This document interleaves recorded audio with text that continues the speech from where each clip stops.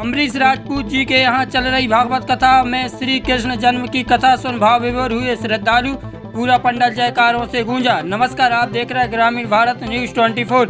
कथावाचक पंडित श्री हिमालय पांडे शास्त्री जी महाराज ने कहा है कि व्यक्ति को अहंकार नहीं करना चाहिए। अहंकार बुद्धि और ज्ञान का हरण कर लेता है। अहंकार ही मनुष्य का सबसे बड़ा शत्रु है।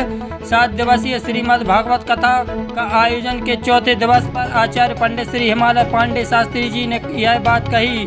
श्री कृष्ण जन्मोत्सव का प्रसंग सुनाया। श्री कृष्ण की जन्म कथा का प्रसंग सुनकर श्रद्धालु भाव विभोर हो उठे।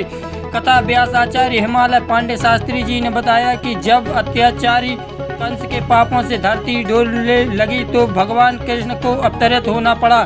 7 संतानों के बाद जब देव की गर्भपात हुई तो उसे अपनी इस संतान की मृत्यु का भय सता रहा था। भगवान की लीला वे स्वयं ही समझ सकते हैं। भगवान कृष्ण के जन्म लेते ही जेल के सभी बंधन टूट गए और भगवान श्री कृष्ण गोकुल पहुंच गए।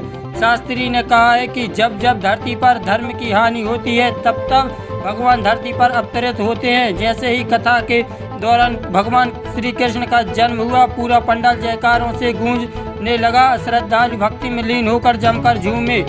श्री कृष्ण जन्मोत्सव पर नंद के आनंद भाई जय कन्हैया लाल की भजन प्रस्तुत किया तो श्रद्धालु भक्ति में लीन होकर जमकर झूमे। एक दूसरे को श्री कृष्ण जन्म की बधाइयाँ दी गईं।